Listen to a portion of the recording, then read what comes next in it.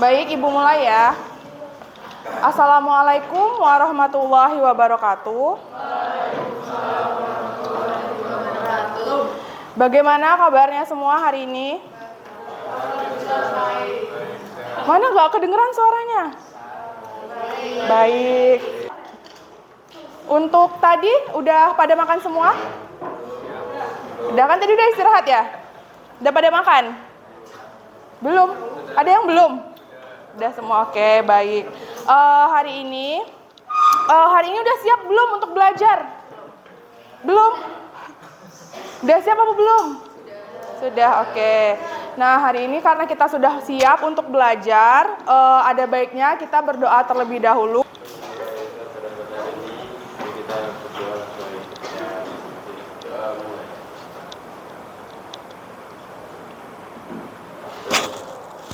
Oke, terima kasih kepada Mas Sultan sudah memimpin doa ya.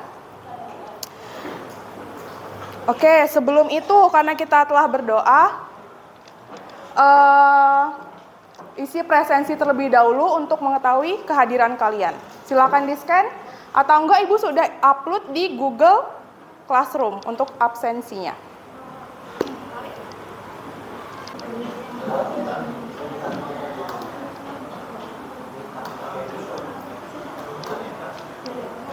Sudah semua?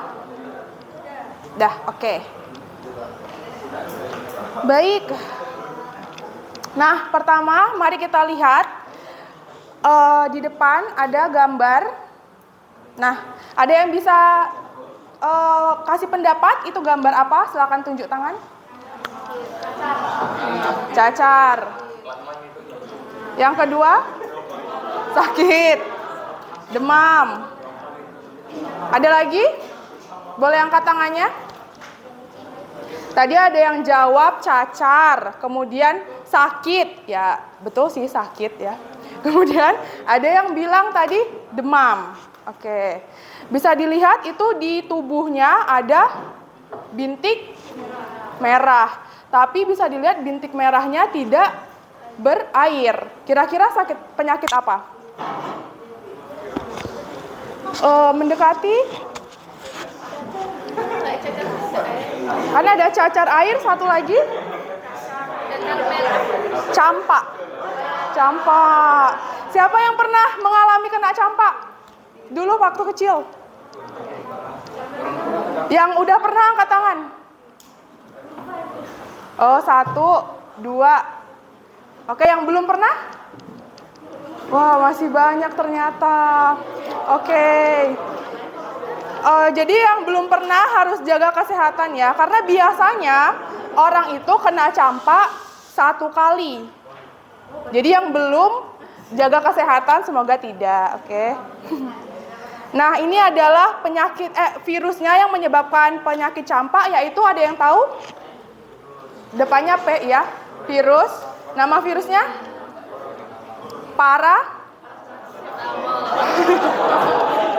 Pusing dong, parasetamol. Parasimovirus namanya. Jadi penyakit virus yang menyebabkan campak adalah parasimovirus. Nah, yang kedua, ada gambar apa kira-kira? Bersin. Nah, bersin biasanya mengindikasi apa? Flu, betul. Ada lagi yang berpendapat penyakit apa? Alergi bisa jadi. Nah, kalau di gambar ini menunjukkan orangnya sedang flu ya. Dan dia terkena, biasanya flu tuh penyebabnya apa aja? Virus influenza. Terus biasanya pagi-pagi ada yang suka flu nggak? Misal suka bersin gitu. Nah, biasanya kalau itu mungkin penyesuaian pagi habis bangun tidur. Nah, kalau misalnya virus influenza itu disebabkan oleh namanya virus ortomisovirus. Bukan otodidak ya, ortomisovirus. Nah, tadi kita sudah membahas mengenai ini, kira-kira hari ini kita belajar apa nih? Virus, benar, 100 buat kalian. Tepuk tangan dulu.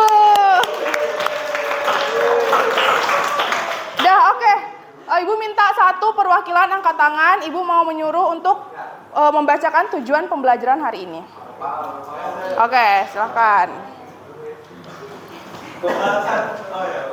Tujuan pembelajaran satu yaitu melalui diskusi dan kajian literatur siswa mampu menjelaskan ciri-ciri, bentuk, dan struktur dan fungsi virus.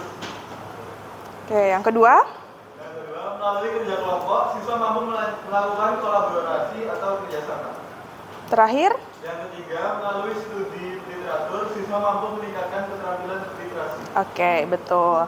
Nah, seperti biasa ciri khas Ibu sebelum memulai pembelajaran kita memulai pretest. Oke, silahkan mengerjakan. Di scan atau enggak di Google Classroom itu sudah ada.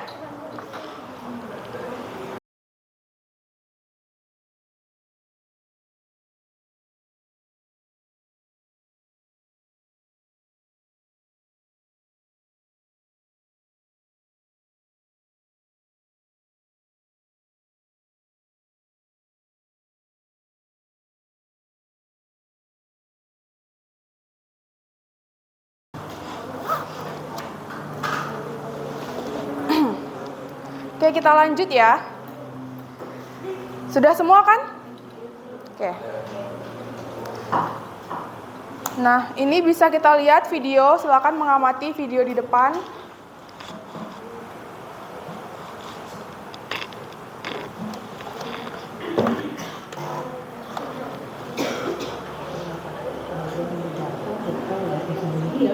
Pada pasien menunjukkan gejala pada paru-paru akibat virus. Kemudian akan mengkonfirmasi pasien pertama di luar China.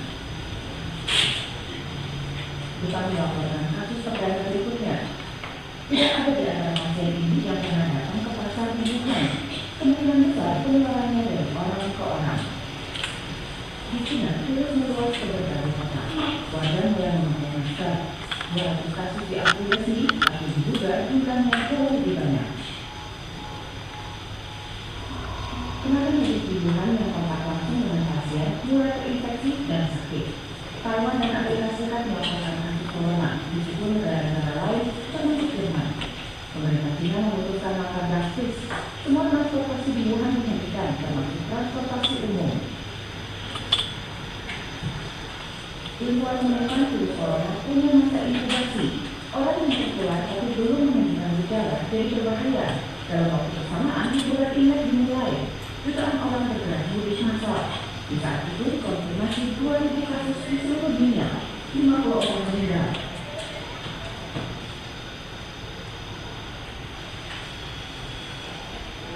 WHO menyatakan bahwa sebagai situasi darurat kesehatan global dan membutuhkan tindakan koordinasi internasional. Awal Februari, Wuhan tetap ditutup total.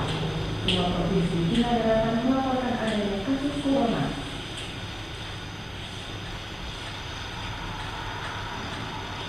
Di Zhejiang, dokter dan whistleblower virus corona juga meninggal. Satu dan banyak korban lain. Hanya dalam waktu 2 bulan, virus menyebar makin cepat di luar China. Yang paling parah pada Selatan, Iran, dan Italia. Semakin banyak negara melaporkan kasus corona. Kapan pandemi meledak tidak ada yang tahu pasti.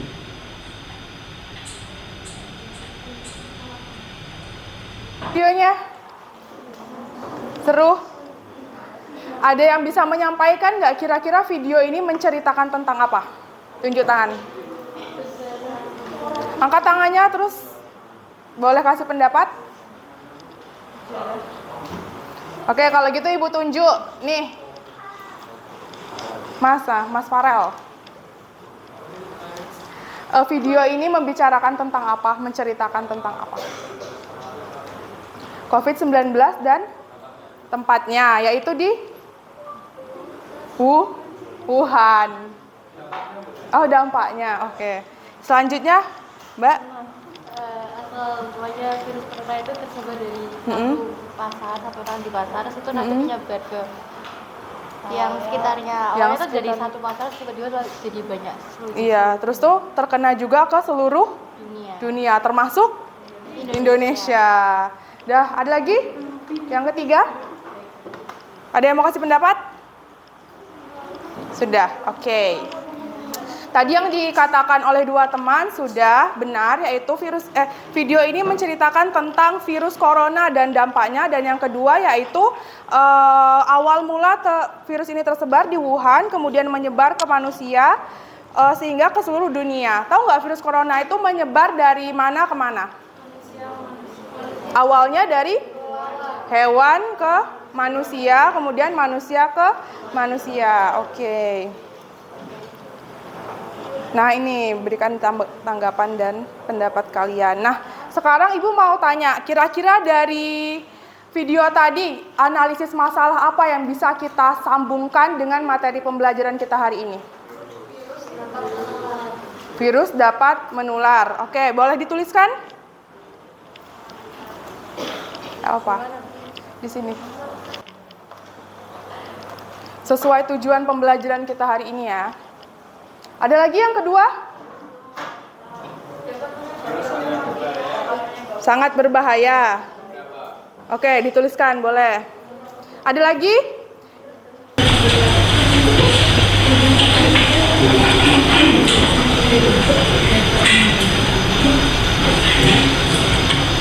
Mungkin boleh karena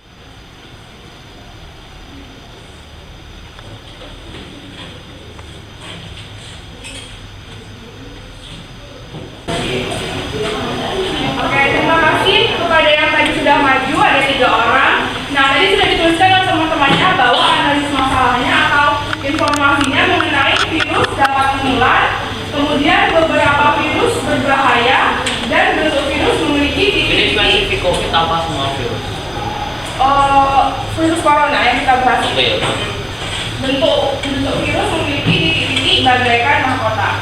Nah, dari sini nanti kita akan membahas mengenai kenapa sih virus dapat menular, struktur apa yang bisa menyebabkan dia menular. Kita akan membahas mengenai strukturnya. Kemudian, beberapa virus berbahaya. Kenapa dia berbahaya? Kenapa virus berbahaya?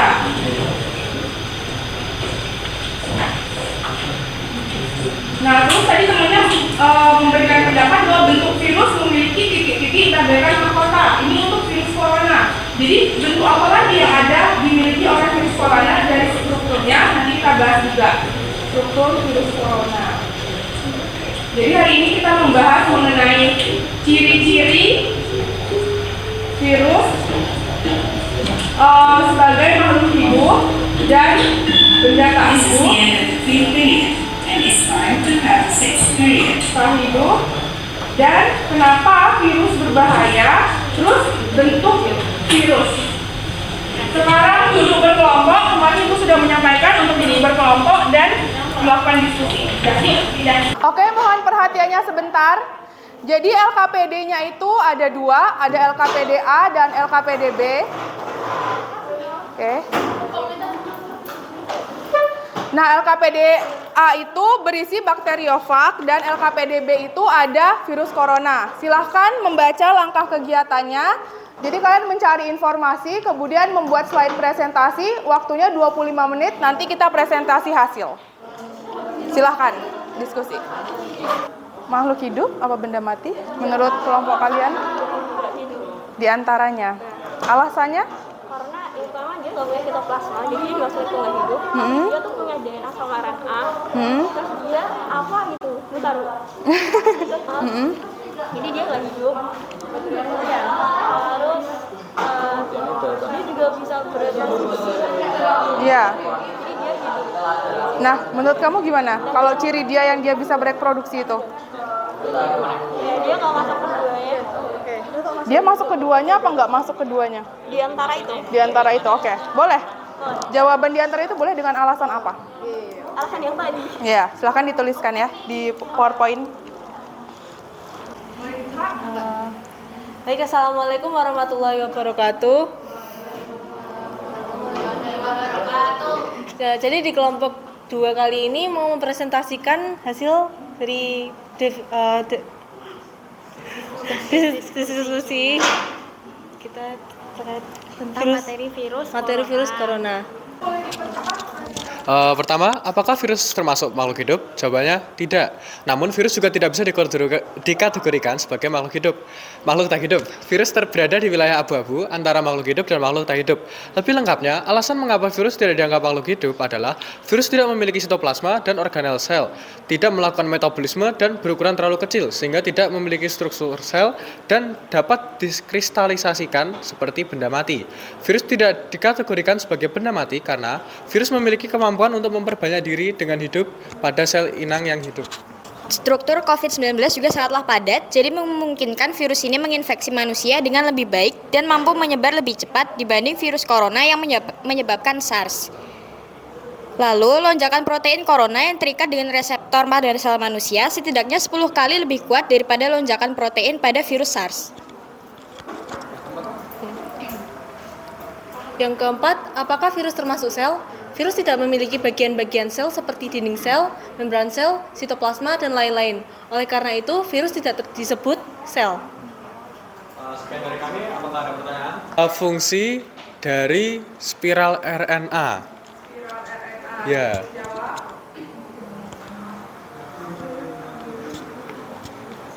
Untuk apa itu informasi genetika yang dibutuhkan untuk merekapi agar sel inang dapat mereproduksi atau membangun virus.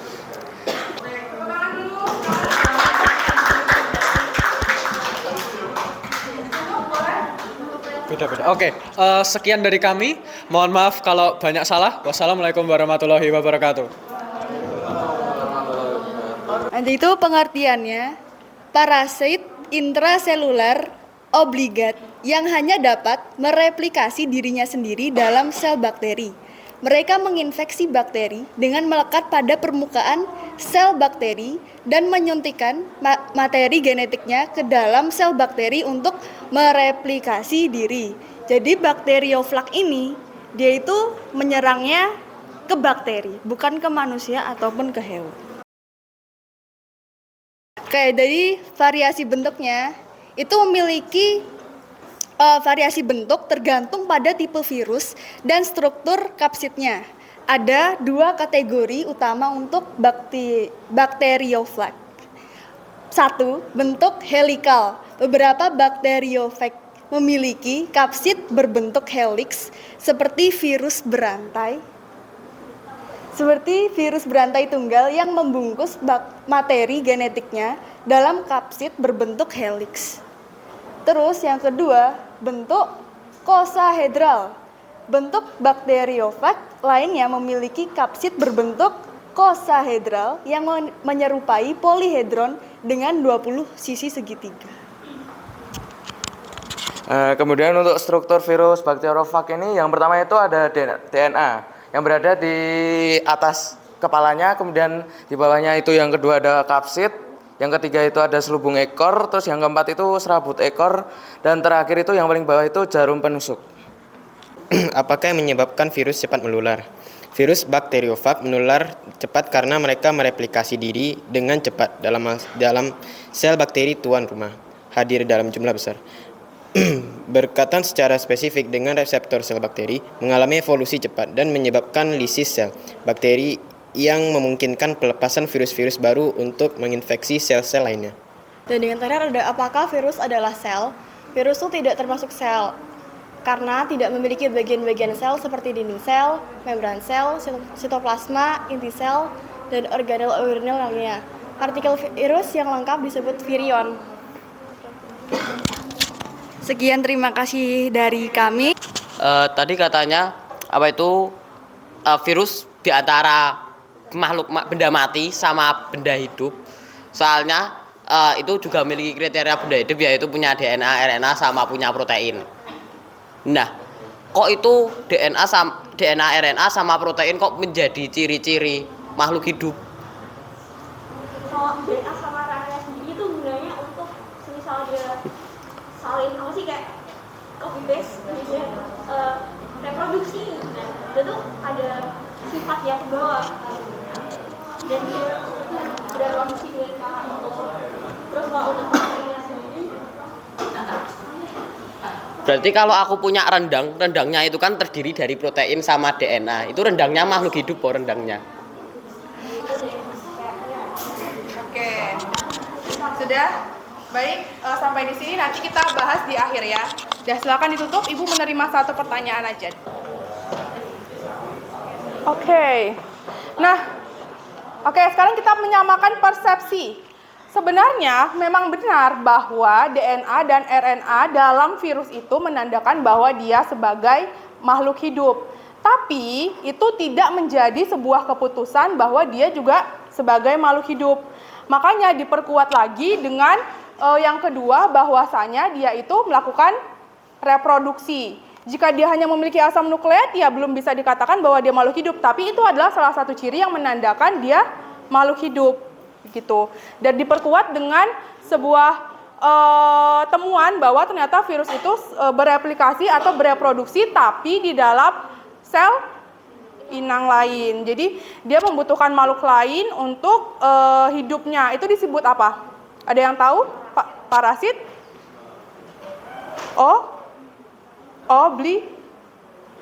Parasit obligat. Oke. Terus, tapi itu tidak menandakan juga virus sebagai makhluk hidup seutuhnya ketika dia tidak ada di dalam sel inang. Kalau ketika dia tidak di dalam sel inang, dia disebut sebagai benda tak hidup. Alasannya pertama, tadi yang sudah disebutkan, tidak bisa metabolisme. Kenapa dia tidak bisa metabolisme? Tidak ada yang melakukan metabolisme. Virus tidak menggunakan energi kecuali sel inangnya. Kenapa? Tidak ada ATP karena tidak ada. Virusnya nggak butuh energi. Iya, tidak ada organel sel. Betul. Jawaban Doni. Tidak ada energi yang dia peroleh karena dia tidak ada organel sel seperti RE yang menghasilkan sitoplasma dan sebagainya. Terus yang kedua, dia dapat dikristalkan. Makhluk hidup itu tidak dapat dikristalkan. Jadi karena virus adalah benda tak hidup, jadi dia bisa dikristalkan kalau di luar inang. Bagaimana mengenai ciri-ciri sebagai makhluk hidup dan benda tak hidup? Nah, di dalam buku Campbell Biologi ini menyebut istilah yang namanya pinjaman hidup. Jadi beberapa peneliti itu memang setuju dengan dia makhluk hidup, ada juga yang setuju dengan benda tak hidup. Jadi kalian sah saja memiliki persepsi tentang itu, karena peneliti aja ada yang setuju makhluk hidup, ada yang tidak setuju. Jadi ibu membaca buku Campbell itu dia menyebutnya hidup pinjaman, dan menurut ibu itu istilah yang bisa kita pakai untuk si virus ini gitu. Oke, bentuk virus tadi. Untuk coronavirus bentuknya apa? Siapa? Polihedral kayaknya. Polihedral, semuanya polihedral. Enggak ada yang helikal, terus ada Oke. Yang kita amati tadi apa bentuknya? Polihedral. Kalau coronavirus yang tadi kita lihat itu bentuknya lebih ke arah bulat. Dia bulat seutuhnya. Tidak bersisi-sisi. Cuma memang duri itu membuat kalian ini ya, mengiranya dia polihedral. Nah, dia itu bentuknya bulat ya. Kemudian untuk bakteriofag, atasnya, oh iya betul, atasnya polihedral. Kalau keseluruhan huruf T. Ini udah pada lemes ya? Coba tarik nafas dulu semuanya. Hembuskan. Lagi. Hembuskan. Gini-gini coba. Aduh, ini udah siang sih memang ya. Udah pada ngantuk, udah pada lemas. Oke, sedikit lagi kita selesai materinya. Nah, struktur virus tadi ada apa aja? Kapsid, kemudian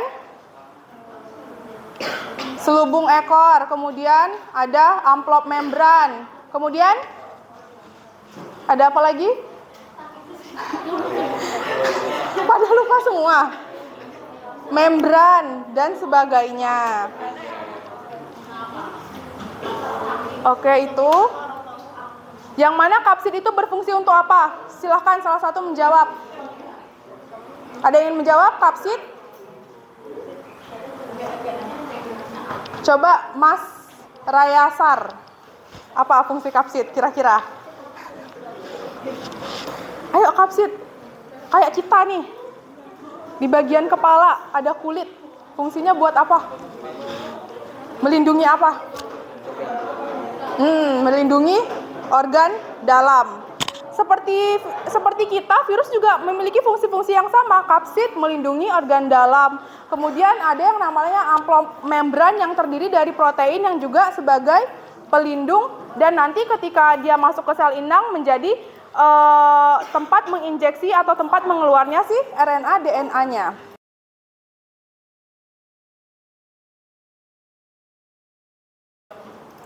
Oke, sudah. Mengenai materi virus gimana? Sudah mengerti belum? Coba kita melakukan refleksi sekarang. Virus ada apa aja tadi kita bahas? Coronavirus. Oke, bakteriofag. Terus untuk materinya kita bahas tentang apa aja? Virus. Pengertian, ciri-ciri, bentuk, dan struktur beserta fungsinya. Oke, good job. Tepuk tangan dulu semuanya.